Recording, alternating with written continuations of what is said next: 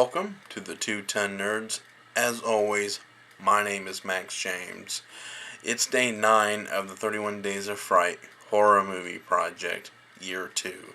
With a horrible ending to week 1 and a rough start to week 2 with Resident Evil, I thought I'd just kind of move on and start fresh with Resident Evil Apocalypse.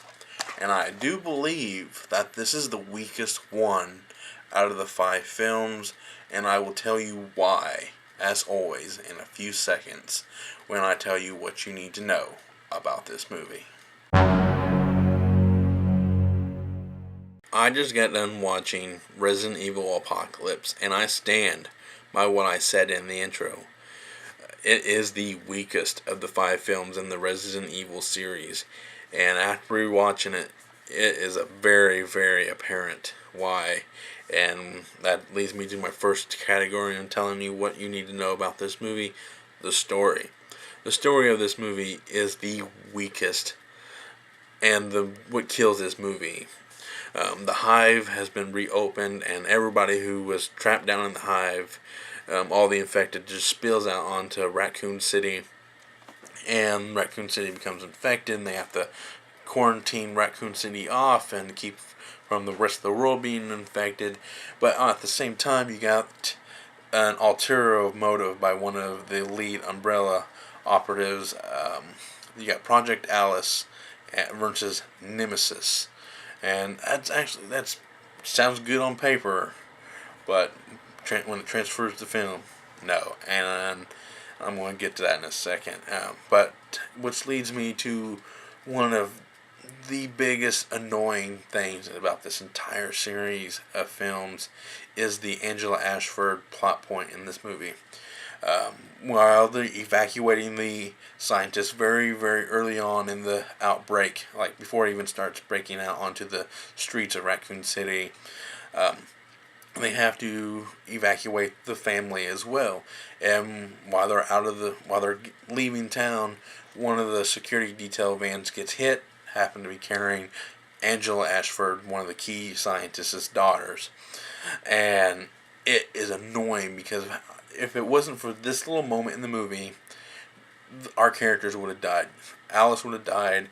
The introduction of Jill Valentine would have died in one movie. And then you got Nemesis, he would have died. He's going to die regardless. But in Carlos Oliveira, he would have died. I mean, it's just everything was riding on this little scene, and I don't like it. It just seemed too convenient, and it was just very, very annoying. But the action sequences was really, really great, but plot-wise, it was terrible. Which leads me into my next category, the acting.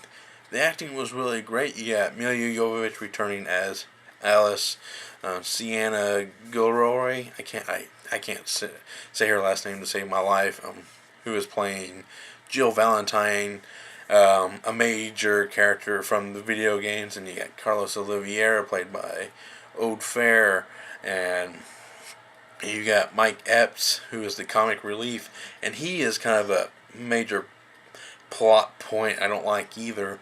Even though he's really good in the next movie, which I will explain tomorrow, but he's comic relief, and I don't like comic relief in this so early on in this film series.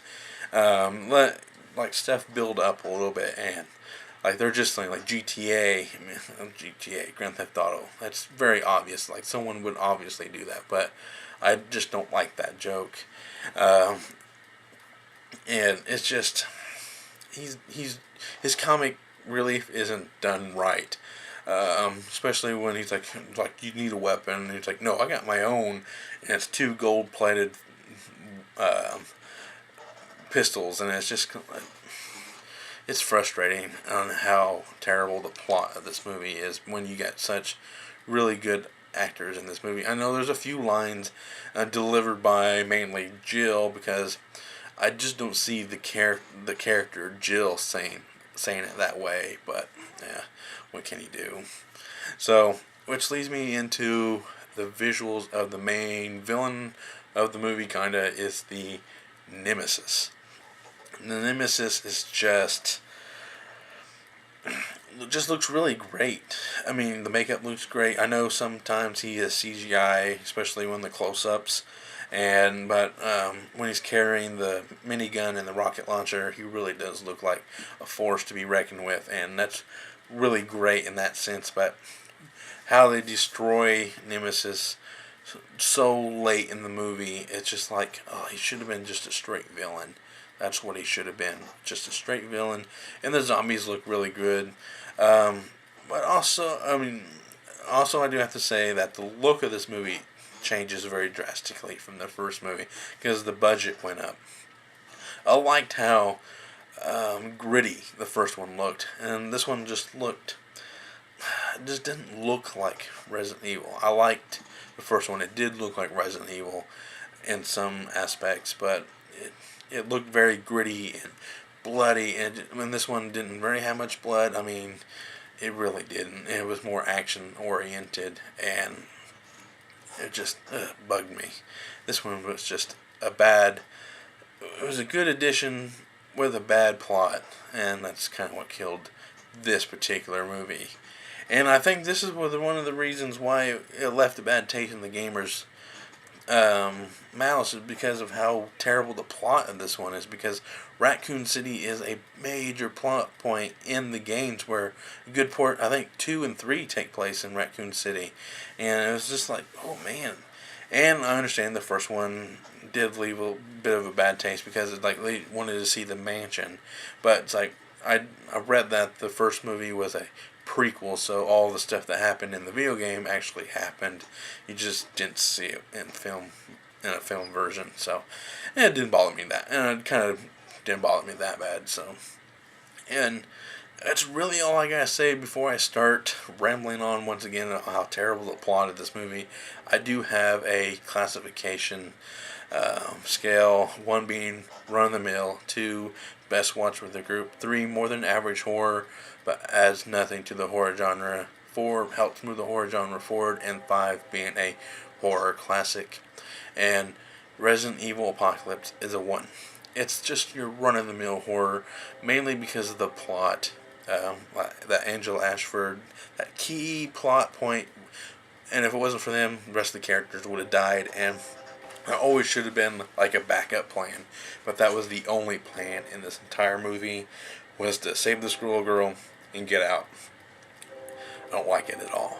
And then just throwing in a bunch of characters from the game. It just didn't mesh very well. And I'm glad they made up for it. And the next one, which I will get to tomorrow, and that's all I gotta say. My name is Max James, and I'm going to go geek out.